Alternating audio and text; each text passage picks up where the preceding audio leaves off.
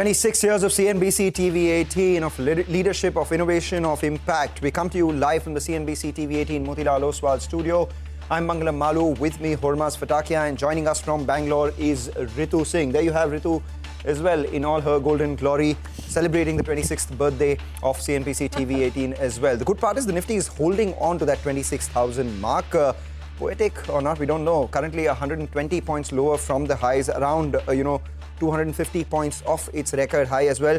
No real worries at the front end of things, but the broader markets, that's where a lot of selling has taken place right now. As we're looking at it, nearly 2,100 stocks which are in the red, for about 700 stocks which are in the green. Let's go across to Ritu. Ritu, I believe you have some more to add on the market and the 26 years of CNBC TV18 straight from Bangalore. Well, yes, and good morning to you guys, and a very happy 26th birthday to CNBC TV18. Mangalam, I heard you say you were not 26 when you joined the company, but I actually joined CNBC just a few days after I had turned 26. So, I mean, quite the journey it has been, and the markets, from finding their place to now where they've gotten. Now, of course, Sensex, down in trade today, of course, about 345 points as we speak. Nifty down about 120 points. Lots of stock-specific action, but we're going to focus on some of them here. But first, it's off to Hormaz for the buzzing stocks of the day. Yeah, and Hormaz is actually right now as we speak. Hormaz, tell us more. I would surely love to be back to 26 again. But yes, as you mentioned, the broader markets, right? The broader markets are not doing too well for themselves. Neither are the benchmarks. But the 20 DMA on the Nifty is the more important level to watch out for. But that, of course, does not take away from the fact that there are plenty of stocks that are moving around in the broader markets. The SpiceJet is one of them. It's up 11%. Matrimony.com, the company announced they will be considering a buyback of shares. That's up 9% as well. So there are enough and more stocks that are seeing traction in the broader markets, and one such name is Fino Payments Bank. It's a news flow driven name, and Ritu has more on this, and of course we are joined by the management as well. Well, yes, Hormaz, they've got an in-principle approval from RBI to become a small finance bank. The final approval, of course, is still awaited. If all goes to plan, they will officially become the first ever payment bank to successfully transition or make this jump. For now, they're going to keep operating exactly as they are today until the final license comes through. Rishi Gupta, the MD and CEO of Fino Payment Bank, joins us now to talk about how life changes. Rishi, congratulations on getting that long-awaited in-principle approval now from the RBI for the small finance bank license. Begin by telling us how life changes in terms of the structural, the capital, the governance changes you have to bring about, specifically with respect to shareholding as well. You of course have Fino Paytech that holds majority stake at the moment, within which the investors may have to look at reducing their stake to comply with RBI norms. Okay, thank you, Ritu, and thank you to all your viewers. Congratulations on your 26th anniversary as well. And we are grateful to RBI for giving us this opportunity to convert the first payments bank to convert into a small finance bank. So too many questions. Let me just try to broadly cover. So Fino Payments Bank continues to function in the current form till the time we get the license to operationalize. We have enough capital to start with, but we will soon see how we want to augment that capital as we move in that direction. From the life point of view, Payments Bank cannot do lending and has limitation on the liability. So both from a liability point of view as well as from the lending point of view, it's a big change for us. We have set up a large distribution and have been very advanced on the technology part. So with the distribution and the technology and the digital mindset which we have, we plan to create a very differentiated small finance bank. A very asset-light small finance bank and a very low fixed cost kind of a model. The way we have built up the payments bank, we are also going to augment our IT as well as our HR resources as we go forward in that direction. But all in all, I would say it's a very, from a payments bank model to an SFB model, our outlook is very bullish, and we are quite positive that the transformation of the company with the kind of benchmarks they have built in the last 7-8 years will really differentiate Fino vis-a-vis the other SFBs in the ecosystem. All right, Mr. Gupta, we've been having this conversation for the last 2 or 3 years. And the first time this idea was floated, the stock price was closer to where it is right now. And now, because of the fears that the investors are having on near-term selling by the funds or shareholding structure changes, the stock's taken a bigger knock as well, down around 7%. So technically, the investors aren't sitting on any returns, negative returns, if we account for the opportunity cost, etc. as well. So from a larger standpoint, from here on, if you could give us a sense on how business would be shareholder friendly, or will it be, how do you change some of your key matrices from here on? Say 1, 2, 3 years from now, what's your target? So from where we are currently, the lending business obviously will take 12 to 18 months to come as we get into the entire restructuring and everything which we have to do at the holding company level. Capital, as I said, we don't require. From a margin point of view, I think the margin of a lending business and annuity income which will come up will definitely boost the bottom line of Fino to a large extent as we move in the direction of a small finance bank. As I said earlier, we already have the rails on the ground. We have the people at the corporate level. We already have a lot of people on the field. So our cost structures will not drastically change or will get added to a large number when we move from a payments bank to a small finance bank. From an investor point of view, I think a lot of profit booking is happening at this stage because this has been in the offing for the last couple of months. So some profit booking is happening. But from a long-term point of view, I think the build-up to the small finance bank and further as a small finance bank, I think the certainty with regard to the top line and especially on the bottom line will be there. We expect that the bottom line growth will be exponential once we move to a SFB model. See, one of the big differentiator, apart from the fact that we have a distributor-led model, but our cost of fund is also at about 2%. And we have about 2,600 crores of total deposits with us. That is a good starting point. We have a merchant network which we can use for lending purpose. So that starting point which we have both from our liability as well as distribution, I think is the key and will differentiate us vis-a-vis everybody. So from an investor point of view, I think this is a big positive move from the company. And we expect that once the selling pressure is off, we should see some recovery happening. And from a long-term point of view, I think the stock will jump from the point of view that we have building a model which is more stable and more predictable. Well, Mr. Gupta, given that you've been preparing for this for the last couple of years at least, just give us a sense of what targets you have specifically on lending. How large a book do you think you can build on your existing base, say in the first year of operations? How much of it will be secured versus unsecured? And on liabilities, now that 2 lakh cap goes away, you've already got a 2,600 crore rupee book. How do you plan to grow that, especially with the new branches you'll open?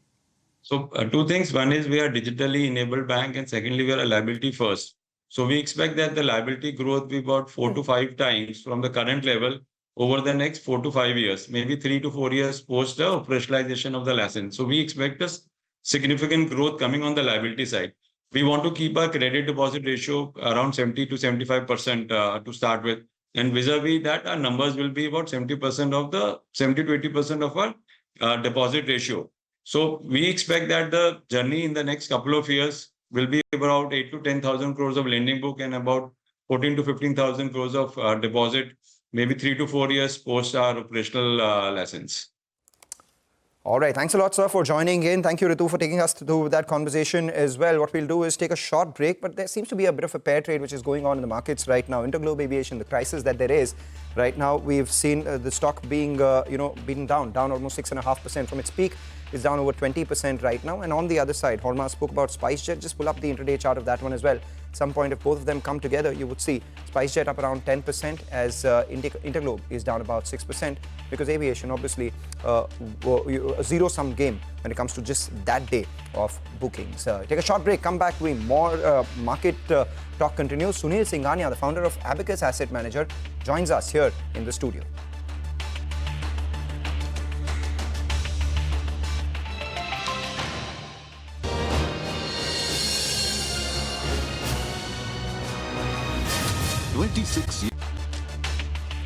Welcome back. You're watching us here on Trading Hour. A couple of stocks which are making some moves right now on the way up. Matrimony up in double digits. The board meets on December 15 to consider a buyback. So that's something we will be monitoring for them. Seagal India, that's another stock which has picked pace in just the last few minutes. In fact, this year it's been fairly weak, down about 29% from the peak, but currently seeing some bit of buying. And Dronacharya as well. After a big down move that we've seen over the last few trading sessions. The stock is now seeing some purchase. But it is our 26th birthday, and we are celebrating it with people who've been with us for so long and constantly spoken about the industry and industry leadership as well. Abhijit Roy, the MD and CEO of Berger Paints, now joins us. Abhijit, thank you so much for joining us today, but also more importantly, thank you so much for being the voice of the paint industry through our channel for the last many years. And you've been with us through the good times of the paint industry, competitive times.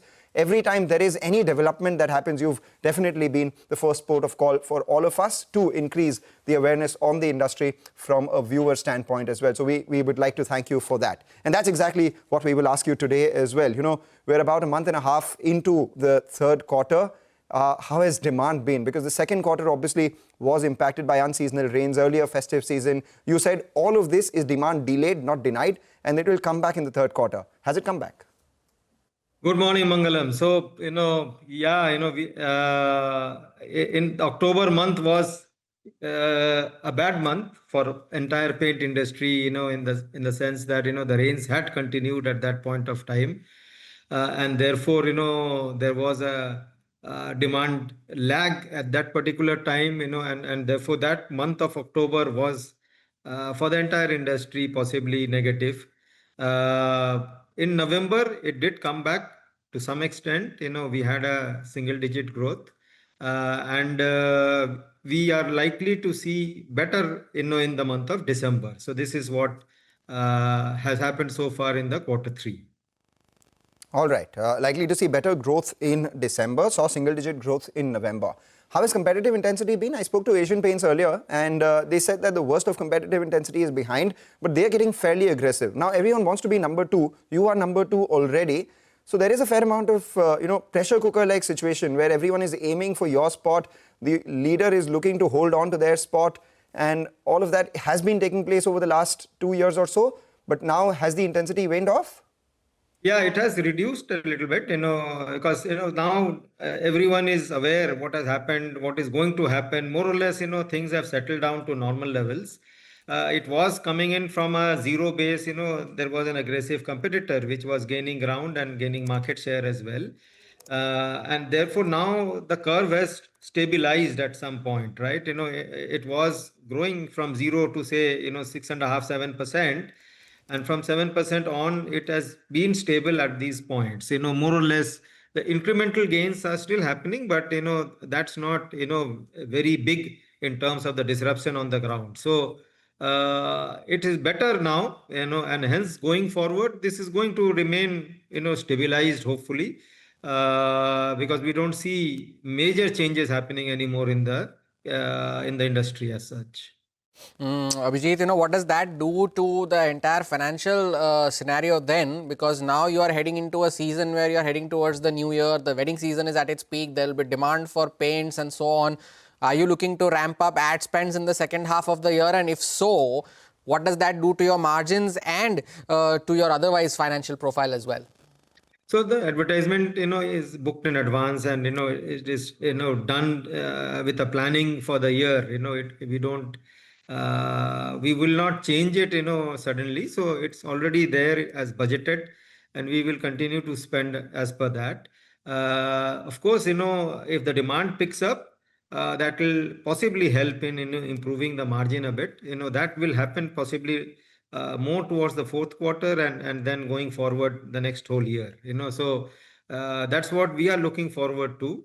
And as things stand today, the demand is there. It is improved from what it used to be, in the last 4-5 months because of the rains. As I said, it was very bad, and there was a lot of angst in the dealer community as well, which has been, eating into the growth rate also, therefore. And now with that going away, with demand picking up gradually, we see demand coming back as far as the growth is concerned. The growth momentum is improving month on month. So November to December, we see an improvement already. And from December to January, and January, February, March should be better. As we had predicted, November, December possibly should be single-digit growth. And December will be more closer to, in terms of value growth, I am talking, more closer to 7-8% levels, and maybe next year we will go back to the double-digit growth that we were used to. All right, Mr. Roy, back to double-digit growth. Next year, you're talking about growth momentum picking up month on month, demand improving. How will you support that? Could you give us a sense of what your capex plan is? And also, how do you think you could end the year in terms of market cap? You've been talking about competition. Now you have about 20% plus share as of FY25. Where do you think you'll end FY26? Similar at similar points, more or less, it will be static. I don't see that, changing too much. It will probably be around the 20% mark, by the end of the year as well. That's where we are likely to be because the industry is not growing too much, and even the new incumbent who has come in, sort of, stabilized as far as market share is concerned. No great big gains happening. So therefore, more or less, it will be static levels, going forward, and it will end possibly around the same point at the end of the year. 26,000 crore revenue by when? Asian Paints told us 50,000 crore in the next 4 years. We had said that 20,000 crore by 3031, and that's what we stick to. We will be there at 20,000. We will be at about 12,000 crore at the end of this year. We pen in, a growth rate of about 11% to 12%, hopefully in the next 5 years, and that should take us to the 20,000 crore level without any acquisition. Pleasure having you as always, Abhijit. Thank you so much for sparing time and joining us today on this very special occasion. Wish you good luck for the rest of the year as Thank well. you. Take a short break. We'll be joined by Sunil Singhania, the founder of Abacus Asset Managers, on the other side to talk more on the market. Stay tuned.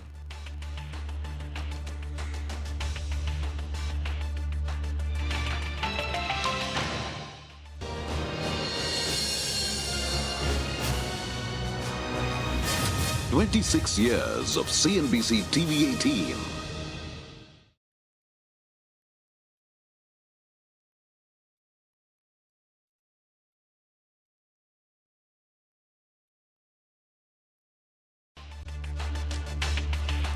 Welcome back, and taking the conversation on the markets forward, still 100 points lower on the index. We are joined now by Sunil Singhania, the founder of Abacus Asset Managers, on this very special occasion today. Sunil, good morning. Thank you for joining in on our very special Thank you, occasion. and best wishes on the 26th anniversary of CNBC. It's a lot of coincidences, right? Your daughter celebrates her birthday around CNBC TV18's birthday, and Every year I come on December 7th. Right. Which is a birthday. This time that's CNBC TV18's birthday as well. We are celebrating it on December 8th because the markets were shut yesterday. And also, it's a momentous day for you. The mutual fund launches today. So, multiple occasions for celebration. We only request you to come more often to our studio here to celebrate this. And also, obviously, we'll... No, thanks a lot. So, yes, mutual fund gets launched today. So, it's a big thing. Nigel's mother shares the birthday with Khushi. So, it's always a pleasure to be here on December 7th. This time we are on December 8th. And as you said, Mangalam, it's a coincidence that we are also launching our mutual fund today. Many congratulations on that as well. Sunil, it's been a year of resilience, right, for our markets. We fell to those lows in April, then we have recovered, and we have had multiple headwinds. We had the tariff tantrums and so on and so forth. But what do you see now going forward into 2026? There are still headwinds that are still there. The trade deal is not signed yet and so on and so forth. But do you believe that the markets will continue to remain as resilient as they have been this year, especially because of the domestic money that's coming in? And I think you're right, but you're kind that we have been resilient. I think we have it's been a challenging 15 months when you compare it to other asset class, including global markets, obviously gold, silver, and particularly broader markets in India. Last 10-15 days have been causing a lot of concern. But I think, as you rightly said, we have also seen so many headwinds, multiple small wars, and then this tariff thing just does not seem to be getting out of the way. Hopefully, I think tariff, the delegation is coming 10th of December. That is what I read in the news, and hopefully we'll have some positive coming out of it. We have seen at least world being more peaceful. Except Russia, Ukraine, most of the conflicts, at least for now, are set to rest. And even Russia, Ukraine, there are talks going on. I think domestically, both the central bank as well as the government seem to be on an overdrive. 10 lakh crores of liquidity surge into the system, 4 rate cuts totaling 125 basis points. From the government, you have an income tax cut, GST cut, and the mood is clearly to support domestic growth. So hopefully, as we move forward and we go into the next year, which will also be the time for budget, we will have this momentum continue. Corporate profits have picked up. September 25 was better, not the best, but better. But our view is that if some luck on the tariff thing happens, then the next half and the year following that will be good. I think one thing which is sort of a headwind apart from tariff is the huge flow or supply of paper. Right. And that is meaning that all the incremental inflows are just going into absorbing that flow. There's not too much money left to buy stocks which are already listed. Which is why we need people like you who have the money to go ahead and buy some of the stocks, etc. You know, you said that we were kind in calling this market resilient, but you've also been humble in calling it bad, because some of the stocks that I was looking at, some of the names, Shriram Pistons, etc. 1,000 in this market has become 3,000. Some of these SME bets that you've made, all of them are at near record high, if not at record high as well. So you've been good in the space that you have, the identifying mid caps, small caps, the themes that there are, betting on the Indian entrepreneurship. Are there any opportunities right now? Because I remember Nimesh had put out a piece last Friday saying that even as the indices are at near record high, in the broader markets, there are 40-50% of the stocks which are down 30, 40, 50, some of them even 60, 70% lower. So in this correction, are you looking at some opportunities? What are the themes? So we are always looking for opportunity. I think that is our job. But just to give you a little bit of perspective, I think in 2024, particularly when the election fever was on, between June 24 to October 24, we had sort of a blowout rally in some of the smaller companies. So my view is, that time they got priced maybe 20-30% higher than they should have had. And I think now we are seeing in that correction mode. Obviously, it's coincided with at least a few sectors and few companies having headwinds in terms of their profit numbers, largely because of tariffs, some because of other reason. And I think, therefore, the pain looks pretty high. Yes, there have been winners, but there have been losers also. So you're very kind in just pointing at winners. We have also had a share of losers. But one thing which we are very clear is that we cannot afford to make mistakes at this point of time. Yeah. And mistakes can be of for multiple reasons. One is, obviously you buy something where fundamentals are not that great. So that we are very, very clear. And secondly, if you buy something priced to perfection, then even a small disappointment leads to a big drawdown. And I think that is what we have seen, that if you are priced to perfection, then the small drawdown leads to a big correction. And I think there is what one has to be careful. Coming to your question, yes, there are opportunities, and I think it's a good time to start looking at companies, start accumulating, because you are now able to buy without impact cost. Right. You're able to buy at a price you basically would have loved to 6 months back. But it is going to be a waiting game. So what themes are looking attractive right now? So I think among the fallen angels, I would say that engineering companies, a lot of them have fallen quite significantly. Outlook is pretty good. Some of the pharma names, they have not done anything. I would not say they have fallen, but they have not done anything because of tariff issues, so on and so forth. So there you have opportunity. We are also getting constructive on some select renewable plays. It was like the darling, and suddenly in 15-20 days, it's been the reverse. But I think that segment has a lot to offer, particularly in an energy deficient country like India. So that is also where we are quite positive. And we continue to be positive on all facets of financials. I think that is a great play to be in. Speaking of financialization and financials, you can see the flashes on your screen of the SEBI chairperson speaking about bringing a consultation paper with regards to the F&O market at an appropriate time. And he's mentioned about bringing a consultation paper pretty soon. And you can see the reaction within stocks like BSE and Angel One and so on. But that's what the SEBI chairman has had to say. But is capital markets a theme, considering the fact that we are growing the way we are, the rise in the number of demat accounts? How do you play this capital markets theme? See, it has to be. We are a large country and we are growing in terms of per capita income and also savings. And the most important thing is financialization of savings. You don't have to now teach. Everyone knows. The best way to play it is through our business, frankly, asset and wealth management companies, because 6 crore unique investors are going to be 15-20 crores for sure. I think we are less than $1 trillion in mutual fund assets. I think we have a long way to go. One single asset management company in US is $13 trillion. So I think that is a good way. But I think all parts of, I would say, financialization of savings will benefit out of it, whether it's insurance companies, custodians, exchanges, and so on and so forth. Obviously, valuation are something which investors will, I always keep on saying this, because the best company and the best theme might not be a good stock if it is priced beyond perfection. You know, just a final question before we let you go. Everyone has been talking not only about the financialization theme, also the discretionary experiential, theme where hotels, hospitality, travel, all of that would do well.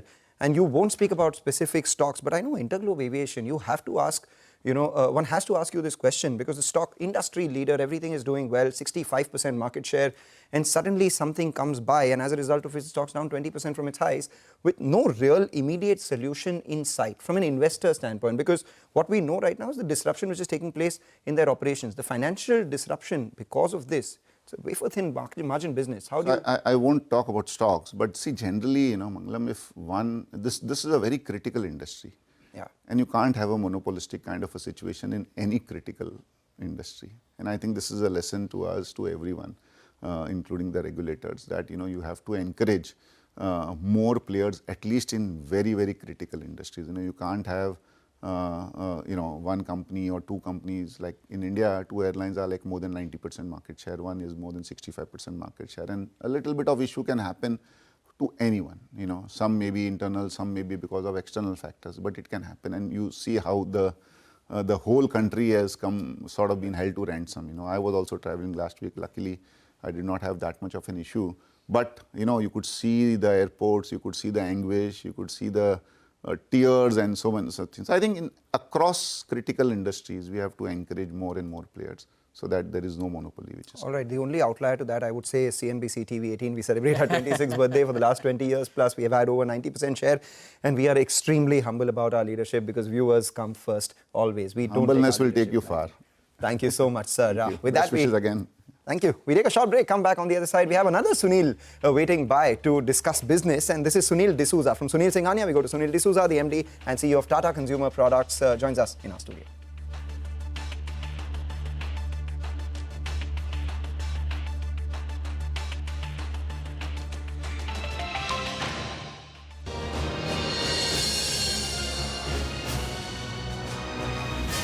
"26 years of CNBC TV18.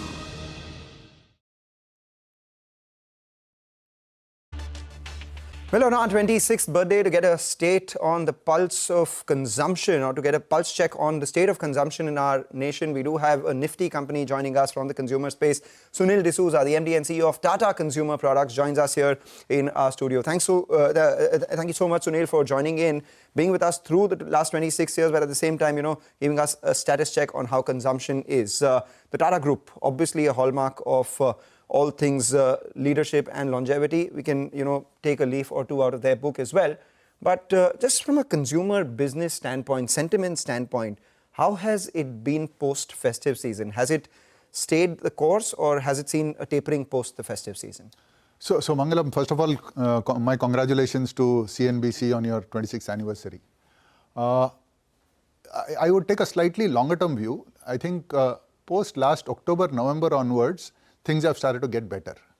I think the GST cuts, especially on a lot of food items which are 12 and 18 going down to 5, that definitely the hypothesis was it will give a spur.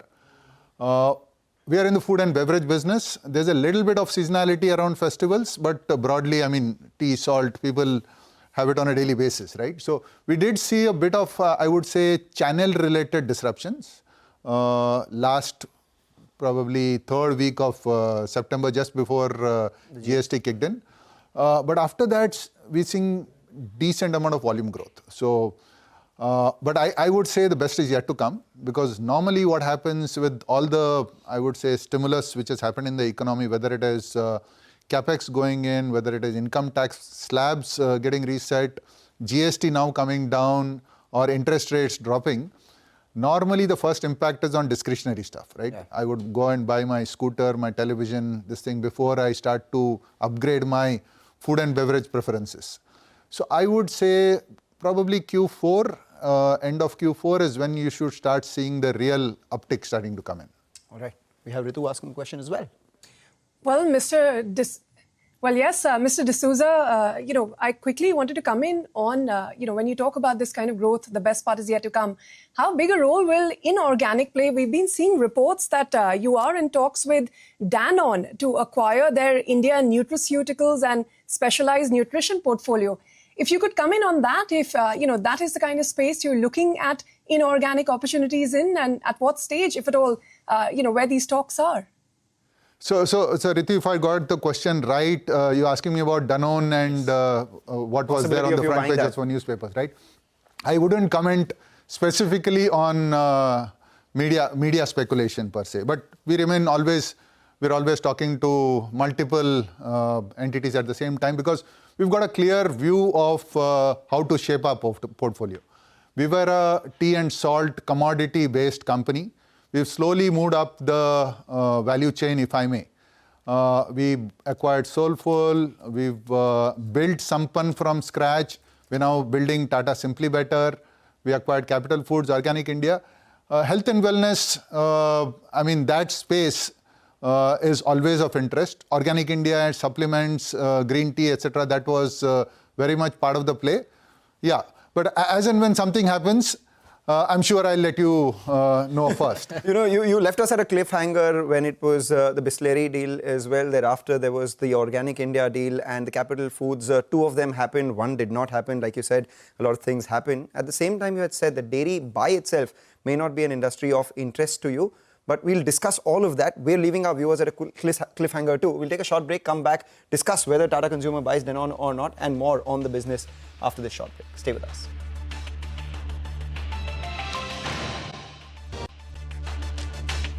Left you at a cliffhanger. Now we are continuing our conversation with Sunil D'Souza of Tata Consumer. Sunil, Ritu asked you about the Danone deal. You said that you will not comment on speculation. But just as a category, dairy, how would you look at Danone versus all the others? And what would your thoughts on the category be?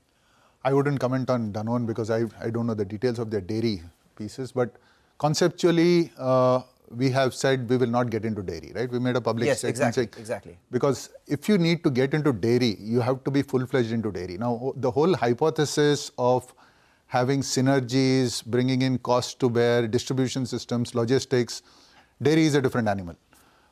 Most dairy companies are dedicated dairy because you got to play the whole portfolio then. You got to play milk, butter, cheese, paneer, whatever, the whole range, right? You can't say, I will only play in this part of dairy and not the others. Then you're not a milk player. And then you got to set up your procurement systems. Then you get into this whole thing of cooperatives, governments, local governments, etc. So we've decided that that's not this thing. And especially if you're getting into high-end dairy, then you've got to set up chilled distribution systems, right? Which is a completely different kettle of fish. My whole hypothesis has been putting up a truck in which there is tea, coffee, pulses, spices, everything going onto the same truck, right? So you take that as a no?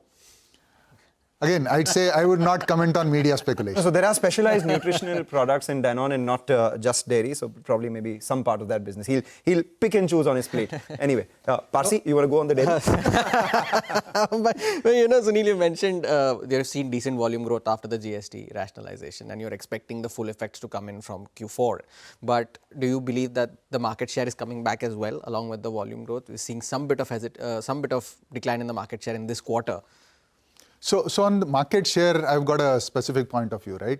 If I give you my numbers, last quarter, 14% was quick commerce, 7% was e-commerce. That's 21, 16 modern trade, 37. And I've got about 5 to 7% institutions and other business, right? So just about 55, 57% is general trade. And that's what is measured in a sampling manner by Nielsen.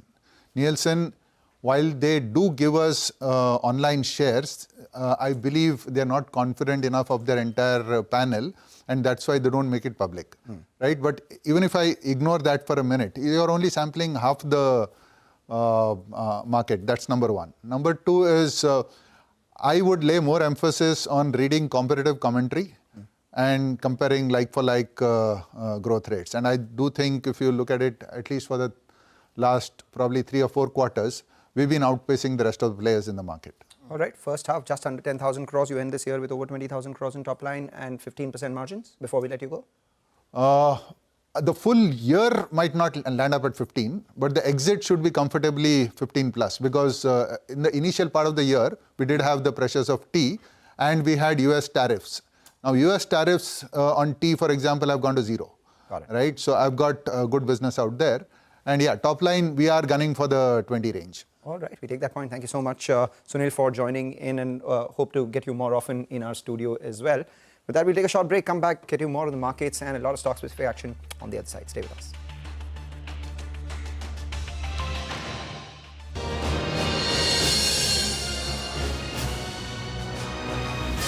"26 years of CNBC TV18.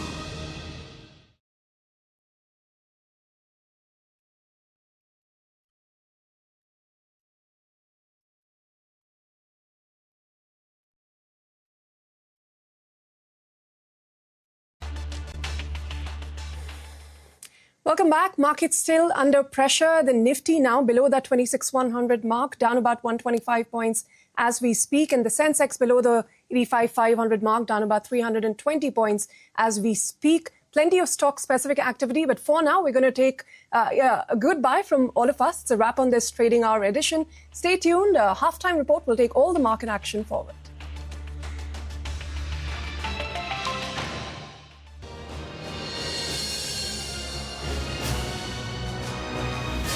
26